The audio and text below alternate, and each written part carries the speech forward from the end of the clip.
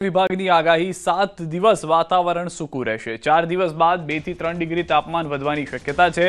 દરિયાકાંઠા વિસ્તારમાં પવનની ગતિ રહેશે। હાલમાં 7 દિવસ વાતાવરણ સૂકું રહેશે તેવી જાણકારી મળી રહી છે। જે ઠંડી છે તેમાં ઘટાડો થઈ શકે છે, કારણ કે કહેવામાં આવ્યું છે કે 4 દિવસ બાદ 2 થી 3 ડિગ્રી તાપમાન વધે તેવી શક્યતા જોવા મળી રહી છે। તો દરિયાકાંઠા વિસ્તારમાં પવનની ગતિ યથાવત રહેશે તેવું પણ જાણવા મળી રહ્યું છે। मौसम मुख्य तौर पर शुष्क रहने का पूर्वानुमान है और लघुत्तम तापमान में अगले 24 घंटा तक कोई बड़ा बदलाव नहीं रहेगा। उसके आगे 4 दिन में 2 से 3 डिग्री सेंटीग्रेड ग्रेजुअली राइज होने का पूर्वानुमान है।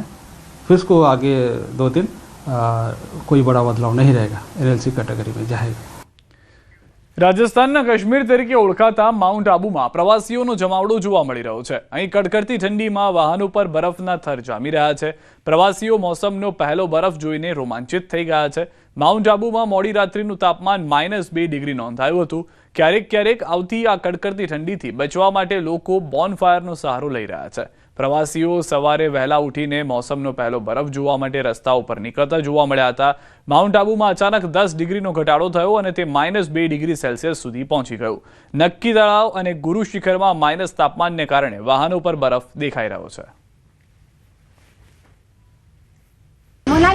મનાલી જવું કરતા એના કરતાં આબુ આવવું વધારે સારું છે। એવું છે ને અત્યારે વાતાવરણ 0માં છે ને અમે વોકિંગ કરવા આવેલા છે તો ઠંડી લાગે છે તો ચા પીએ છીએ, તાપણું કરીએ છીએ ને નક્કી લેક ને બધું અહીંયા ઘણું સારું વાતાવરણમાં લાગે છે એટલે ઘણું સારું છે।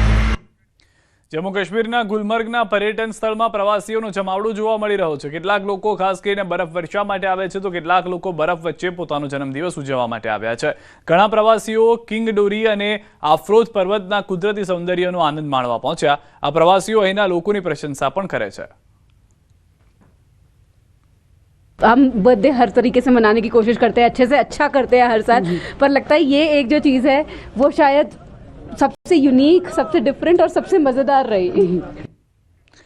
હિમાચલના લાહોદ અને સ્પીતિને જોડતા ક્રુંજુમ જોત સહિત સ્પીતિના ઊંચા વિસ્તારમાં બરફની ચાદર છવાય। બરફ વર્ષાને કારણે સ્પીતિ ખીણમાં ઠંડી સતત વધી રહી છે। સ્પીતિના રહેવાસીઓ માટે તેમની દૈનિક પ્રવૃત્તિઓ હાથ ધરવી મુશ્કેલ બની રહી છે। ઝરણાઓ થીજી રહ્યા છે। પ્રવાસન વ્યવસાય સાથે સંકળાયેલા હોટલ અને રેસ્ટોરન્ટ માલિકોને પાણી ડોલમાં ભરીને રાખવું પડી રહ્યું છે। સ્પીતિમાં -5 ડિગ્રી સેલ્સિયસથી ઘટીને -12 ડિગ્રી સેલ્સિયસ થઈ રહ્યું છે। ઠંડીથી બચવા માટે લોકોને ગરમ કપડાની સાથે હીટર અને તંદૂરનો પણ સહારો લેવો પડી રહ્યો છે। આગામી દિવસોમાં તાપમાન હજી પણ ઘટે તેવી સંભાવના છે।